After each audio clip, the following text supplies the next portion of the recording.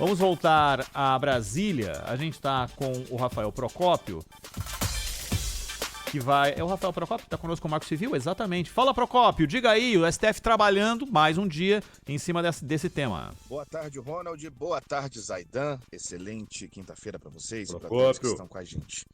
Olha só, apesar da maioria já formada contra um artigo do Marco Civil da Internet, o Supremo Tribunal Federal retoma nesta quinta-feira a sessão de julgamento sobre este tema, sessão que deve começar a qualquer instante.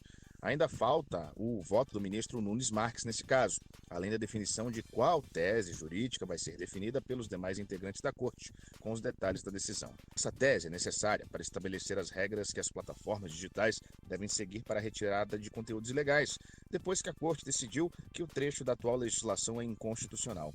Mesmo com essa maioria, pessoal, existem posições distintas sobre como isso deve ser feito. A Corte está analisando 2 recursos apresentados pelas empresas Google e Meta. Meta é aquela que cuida do Facebook e também do Instagram e trata da responsabilidade dos usuários por publicações nestas plataformas, além da possibilidade de remoção de conteúdo sem necessidade de ordem judicial. Esse julgamento foi retomado com apenas uma divergência do ministro André Mendonça, que votou pela constitucionalidade do artigo e também para manter a exigência de ordem judicial para remover qualquer tipo de conteúdo. Bom, resumidamente, lembrando o que está faltando para finalizar esse julgamento, a gente lembra dos relatores de 2 ações que tratam sobre esse tema, e os relatores Dias Toffoli, os ministros Dias Toffoli e Luiz Fux já tinham votado anteriormente pela inconstitucionalidade do artigo 19 desse Marco Civil da Internet, que trata especialmente dessa questão envolvendo as redes sociais. Então a tendência é que essa tese seja realmente derrubada no plenário da Corte. Eles entenderam que não é necessária uma ordem judicial para remover conteúdos criminosos e que as plataformas podem ser responsabilizadas se não fizerem essa remoção. Vamos acompanhar logo mais no Supremo Tribunal Federal o finalzinho desse julgamento. A tendência é que realmente esse artigo 19 seja considerado inconstitucional e a tese seja definida neste sentido. Mas a gente, claro, segue de olho, segue esperando aqui a definição pelo STF. Prestei muita atenção no voto da Carmen Lúcia ontem, Zaidan, nessa matéria. E ela deixando muito claro, aliás, foi um argumento utilizado pelo Flávio Dino em outra oportunidade sobre o mesmo assunto. E falou, como é que a gente vai deixar para que a justiça defina, e com um tempo que a gente não sabe qual será, quando o seu filho recebe uma instrução para participar de um desafio em que ele pode morrer? É isso, que ele pode morrer. Hoje, agora, neste minuto, o que a gente faz? A gente vai para a justiça e tenta fazer isso ou aquilo para mudar essa lógica. Como é que a gente responsabiliza? Não tem que ser a própria plataforma que tem que ficar de olho nesse tipo de conteúdo? Ela tocou de maneira bastante profunda nesse fragmento do assunto do Marco Civil, Zaidan. Sim, e acho que o grande desafio é atacar o crime, e esses crimes bárbaros que ocorrem, né? Inclusive com manipulação ou ataques diretos a crianças e adolescentes. E nós vimos agora esse troço em São Paulo, aí, apedrejamento de ônibus. Qual a causa desse troço? É um desafio de internet. Você pode matar alguém que está ali dentro do ônibus, né? Vidro estilhaçado, enfim, as consequências possíveis são óbvias, né? E por quê? Aqui há o Ocidente está profundamente doente, né?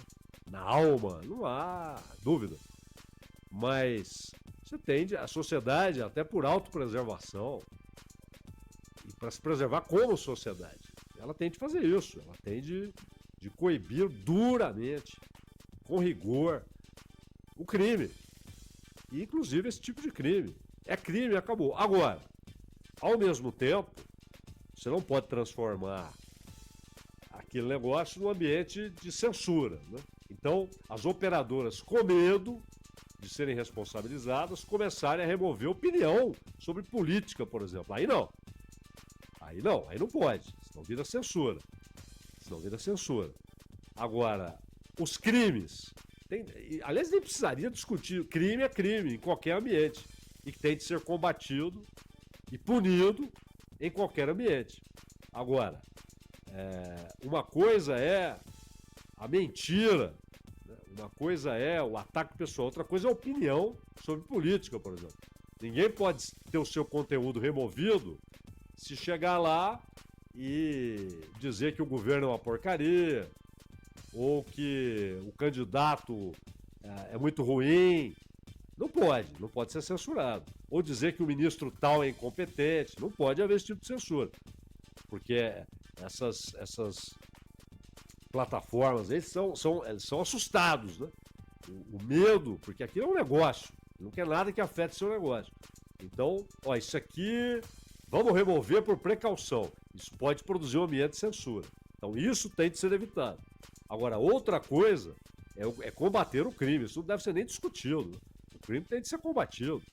E são crimes pesadíssimos, levando pessoas à morte, a suicídio, a assassinatos, a morte de animais, ataques contra crianças.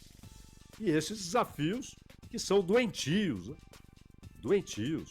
É incrível como alguém consegue chegar a um grau de manipulação, de ser manipulado, que sai fazendo esse tipo de coisa. Mas é real, tá aí, tá acontecendo. É preciso punir, claro que sim, mas não permitir que aquilo se transforme em censura política. Né? A difamação, a calúnia, isso aí tem de ser tratado em tribunal, não há dúvida. Agora, censura por opinião política, não por ataques, mas por opinião política, isso não pode ocorrer. Então eu preciso deixar claro que isso não haverá punição, porque uma opinião política está ali. Isso tem que ficar claríssimo, para não haver censura. Agora, de resto, crime é crime, tem de ser combatido como tal.